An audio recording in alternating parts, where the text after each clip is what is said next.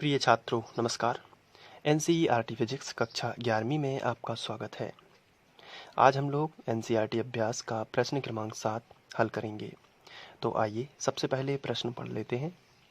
इसमें दिया गया है दो रेलगाड़ियां ए और बी समांतर पटरियों पर 72 किलोमीटर प्रति घंटे की चाल से एक ही दिशा में चल रही हैं। प्रत्येक की लंबाई 400 मीटर है। गाड़ी ए गाड़ी बी से आगे है। चलिए क्वेश्चन को थोड़ा चित्र के माध्यम से समझते हैं। यहाँ पर दिया गया है दो रेलगाड़ियाँ हैं ए और बी। तो यहाँ पर हमने दो पटरियाँ बनाई हुई हैं जो एक दूसरे के समांतर हैं और इसमें ये जो है रेलगाड़ियाँ हैं। अब क्वेश्चन के अनुसार देखा जाए तो इसमें दिया गया है कि दो रेलगाड़ियाँ ए और बी समांतर पटरियों पर, जो कि समांतर आपको ये पटरियाँ दिख रही हैं, समांतर पटरियों पर 72 किलोमीटर प्रति घंटे की चाल से एक ही दिशा में चल रही हैं। तो ये रेलगाड़ियां हैं, ये दोनों, इनकी चाल जो है वो है 72 किलोमीटर प्रति घंटे। ये हमें दिया गया है, दोनों की चाल 72 किलोमीटर प्रति घंटे हमें दी गई है। दोनों की चाल चूँकि बराबर है, इसलिए इन दोनों के बीच का अपेक्षित वेग 0 होगा। अब यदि बात की जाए आगे क्वेश्चन की, तो इसमें लिखा है प्रत्येक की लंबाई 400 मीटर है। इसका मतलब ये है कि दोनों रेलगाड़ी की लंबाई समान है और वो है 400 मीटर। तो ये मान के चलिए एक रेलगाड़ी की हमने लिखी तो इसकी भी वही होगी 400 मीटर। आगे लिखा है गाड़ी ए गाड़ी बी से आगे है। यहाँ पर मैंने चित्र कुछ इस तरीके से बनाया है कि गाड़ी ए, अगर इसको हम नाम दे दें गाड़ी ए और इसको नाम दे दें गाड़ी बी, तो गाड़ी ए थोड़ी सी आगे है, आप देख सकते हैं। तो इसलिए मैंने इस तरीके का चित्र बनाया हुआ था। तो गाड़ी ए गाड़ी बी से आगे है, बी का चालक ए से आगे निकलना चाहता है। जब आगे है गाड़ी ए, तो बी का जो चालक है यानी ड्राइवर, वो ए से आगे निकलना चाहता है। तो क्वेश्चन में लिखा है वह 1 मीटर प्रति सेकंड वर्ग से त्वरित होता है, यानी कि वो एक्सीलेटर दबाता है कितना, 1 मीटर प्रति सेकंड स्क्वायर, इससे त्वरित होता है यानी अचानक स्पीड बढ़ा लेता है। यदि 50 सेकंड में टाइम हमें दिया गया है, ये त्वरण दिया गया है ए का मान 1 मीटर पर सेकंड और टाइम दिया गया है 50 सेकंड में वह कितनी दूर जाएगा।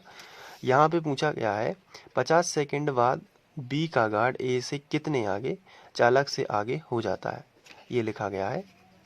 तो टाइम हमें दिया गया है, ए हमें दिया गया है और शुरू में हमें बताया है कि दोनों रेलगाड़ियाँ 72 किलोमीटर की चाल से चल रही हैं।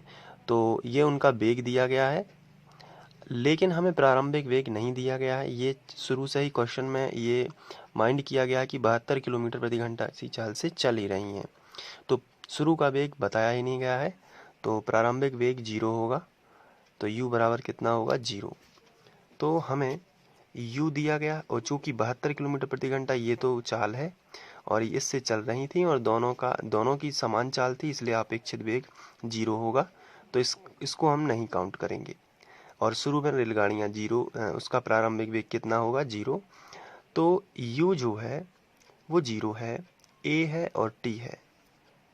और क्वेश्चन के अनुसार देखा जाए तो हमें दोनों के बीच की प्रारंभिक दूरी कितनी थी ये हमें ज्ञात करनी है, यानी कि इनके बीच में कितनी दूरी थी ये हमें काउंट करना है।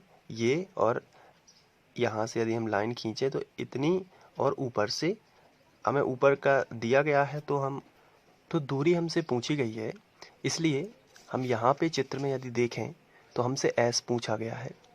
तो जब भी हमसे s पूछा गया है तो हमें गति के फॉर्मूले याद हैं जिसमें s आता है। तो देखिए गति के तीनों समीकरणों की यदि बात की जाए तो एक तो होता है कि v बराबर u प्लस at, लेकिन इसमें s नहीं है इसलिए इसको नहीं लगा सकते।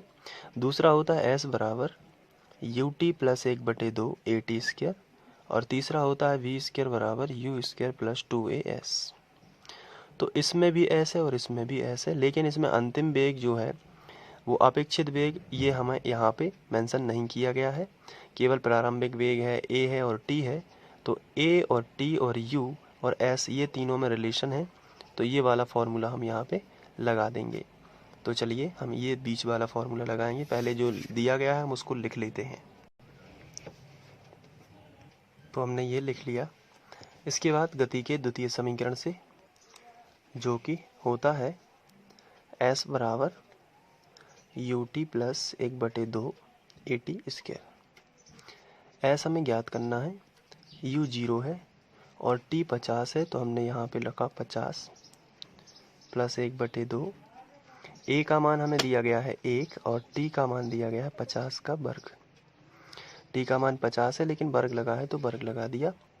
तो s बराबर होगा 50 का 0 में तो 0 ही आएगा, प्लस 1/2 गुणित 50 का वर्ग 50 गुणित 50, और इसको हम आगे काउंट करेंगे तो s बराबर होगा, 0 को हटा देते हैं, 1/2 गुणित 50 गुणित 50। तो पहले हम 2 से कैंसिल भी कर सकते थे, लेकिन यदि हमने नहीं किया है तो हम इसको इस तरीके से करेंगे, 25 और 1 0 ये और 1 0 ये, दोनों 0 को रख दिया। जब इसको 2 से कैंसिल करेंगे तो यहाँ से देखिए 2 एकम 2, 2 दूनी 4, बचा 1, 2 पंचे 10 और 0 ज्यों का त्यों, यानी s की वैल्यू आएगी 1250 मीटर। तो इस तरीके से हम निकाल सकते हैं। तो आप इसका स्क्रीनशॉट ले लीजिए और इसको जल्दी से नोट कर लीजिए अपने नोट्स में। ये पहला शॉट है। इसके बाद ये आपको 2 स्टेप में हो जाएगा और बहुत ही छोटा क्वेश्चन था, और इसको आप कर लीजिए और अपने नोट्स में लिखते जाइए। Thank you.